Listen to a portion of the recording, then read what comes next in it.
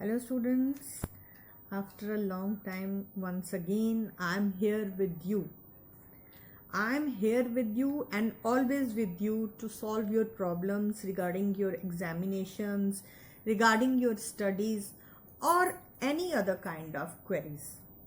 So for winter zone, your examination time is now, है ना. नवंबर के महीने में आप लोगों का जो सेशन है पीक पे होता है और इस time you must be ready for your exam. ठीक है, जो विंटर जोन के बच्चे हैं मे बी मतलब मोस्ट प्रोबेबली आफ्टर 15 डेज या कुछ 20-25 दिनों के अंदर अंदर आपकी डेट शीट आ जाएगी और आप लोगों को मीन्स कि इस टाइम आप अपनी तरफ से फुल्ली प्रिपेयर हो कि नहीं. और फॉर रेगुलर स्टूडेंट्स उनके एग्ज़ाम्स जो जम्मू जोन के जम्मू डिवीज़न के बच्चे हैं उनके एग्ज़ाम तो एज़ यूजुअल मार्च अप्रैल में ही होते हैं. उन्हें थोड़ा सा चलो हम मानते हैं उनके पास टाइम है, लेकिन अभी हम बात करते हैं विंटर जोन के बच्चों की. तो बेटा आपको मैं एक बात बता दूं, if you have to score more than 80 to 90% तो आपको मतलब कि पूरा ध्यान से सुनना पड़ेगा मुझे. ठीक है बच्चे, मैं आपसे पहले भी कहती आई हूँ, अब भी आपको मैं कह रही हूँ कि दिस टाइम ऑल्सो आपका सिलेबस जो है 70% है. मीन्स कि अगर आप 70% करोगे तो that will be equal to 100. Means कि पेपर आपको 100 नंबर का ही आएगा, लेकिन आपको अटेम्प्ट अगर आप 70 का करते हो, एक्यूरेट 70, तो वो आपके 100 में से 100 ही काउंट होंगे. ठीक है, तो today I will discuss grammar section with you. ठीक है, ग्रामर सेक्शन मीन्स कि now you are fully prepared. लेकिन मैं आपको ये मतलब बताना चाहती हूँ कि अगर आप अपने आप को मतलब अच्छे मार्क्स स्कोर करना चाहते हो तो 1 by 1 मैं आपको ऐसे सेक्शंस को डिवाइड करके बताऊंगी कि आपको किस तरह से क्या चीज़ प्रिपेयर करनी है. ठीक है बेटा, तो जो बच्चे ग्रामर में अच्छे हैं, जिनका ग्रामर के ऊपर कमांड है, उनके लिए तो कोई प्रॉब्लम नहीं है. ठीक है, लेकिन कुछ बच्चों को ग्रामर में थोड़ा सा प्रॉब्लम आती है, तो उनके लिए मैं ये वीडियो स्पेशली बना रही हूँ. क्या है बेटा कि एक्चुअली ग्रामर को इतना मुश्किल नहीं है, क्योंकि ग्रामर ही एक ऐसी चीज़ है जो बिल्कुल एग्जैक्ट अगर 25 मार्क्स की ग्रामर है, अगर आपके 25 ऑप्शंस ठीक होंगे तो आपको 25 मार्क्स ही मिलेंगे. तो इसलिए आपको थोड़ा सा समझने की ज़रूरत है. क्या है कि आपका ग्रामर पोर्शन में जो डिवाइड हैं parts, antonyms, synonyms, word meanings, उसके बाद आपका make a meaningful sentences out of jumble words, है ना. ये कुछ चीज़ें ऐसी हैं जिसमें आपको समझने की ज़रूरत नहीं है, सिर्फ थोड़ा सा ध्यान देने की ज़रूरत है. जैसे एंटोनिम सिनोनिम तो आपको मैं बहुत बार बता चुकी हूँ और मेरी अलग से वीडियोस हैं उसके लिए, वो आप उसके लिए एंटोनिम सिनोनिम्स के लिए देख लीजिए. Antonym means opposites and synonym means same meaning वाले. I must tell you one thing कि आपको मतलब ग्रामर जब पोर्शन अटेम्प्ट करना है उससे एकदम से नहीं करना है, बड़े ध्यान से सोच समझ के करना है. बिकॉज अगर आपका 1 नंबर का क्वेश्चन है तो वो 1 नंबर का ही आप गलत करोगे तो वो कट जाएगा, लेकिन अगर वही चीज़ ठीक हो जाएगी तो आपको पूरे नंबर मिल जाएंगे.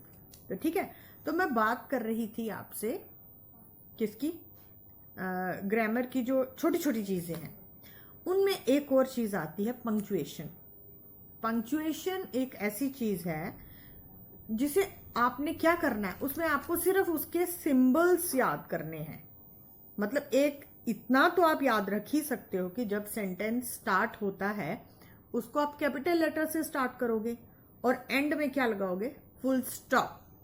ठीक है, और अगर किसी जगह का नाम, किसी चीज का नाम या किसी पर्सन का नाम बीच में आता है उसे आप कैपिटल लेटर से स्टार्ट कीजिए, और जहां पे किसी के द्वारा कही गई कोई बात या कोई सेंटेंस हो तो आप उसे इन्वर्टेड कॉमास में रखेंगे तो भी आप कुछ ना कुछ मार्क्स गेन कर जाएंगे.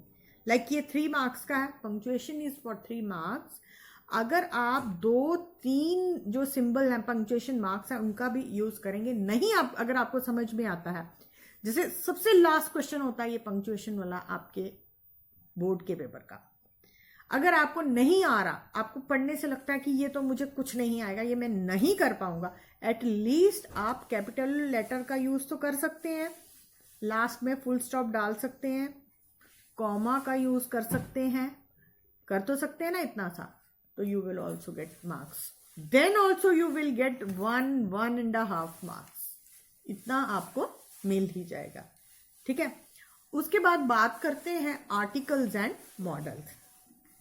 आर्टिकल्स आपके सिलेबस में ए एंड द, तो ए और एन का तो सिंपल, आपको मैंने इसके लिए अलग से वीडियोस भी बनाई हुई हैं, आप उसे भी देख सकते हैं।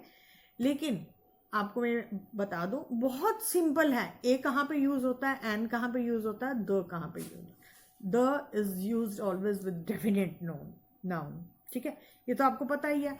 और ए और एन ये भी आपको पता होना चाहिए कि आर्टिकल्स है ही ये 3 है आपके सिलेबस में। मैक्सिमम टाइम्स इन्हीं 3 आर्टिकल्स का यूज होता, और मॉडल्स ऑल्सो। करेक्ट इनकरेक्ट, कभी कभी, हमेशा नहीं, कभी कभी आपको एक आध सेंटेंस करेक्ट इनकरेक्ट भी आ सकता है। लाइक इनकरेक्ट सेंटेंस दिया जाता है, आपको करेक्ट करना पड़ता है। उसके बाद कभी कभी like change this simple present into simple past और simple past into simple present.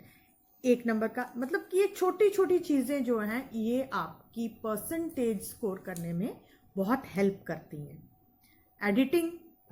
Editing तो आजकल का जो फ्रेश माइंड है, एडिटिंग में तो मास्टर है। लाइक आप फोन में एडिटिंग नहीं करते हो, फोन में एडिटिंग का जो यूज करते हो, बस उसी चीज सिंपल कि जैसे आपको एक पैसेज दिया जाता है, उसमें आपको जो मिस्टेक्स हैं छोटी छोटी वो अंडरलाइन करके उसकी जगह सही यूज होने वाले वर्ड को लिखना होता है, उसको हम एडिटिंग बोलते हैं। जैसे अगर हम बोलेंगे दिस इज ए एप्पल, ए को आपने अंडरलाइन करना है, अंडरलाइन का मतलब, और छोटा सा क्रॉस डालना है ऊपर, मीन्स कि ये गलत है। उसका जो राइट आंसर क्या है, उसी के सामने आप लिखोगे एन और उसके ऊपर टिक डालोगे। ठीक है, दिस इज एन एप्पल। इस चीज को हम एडिटिंग का नाम देते हैं।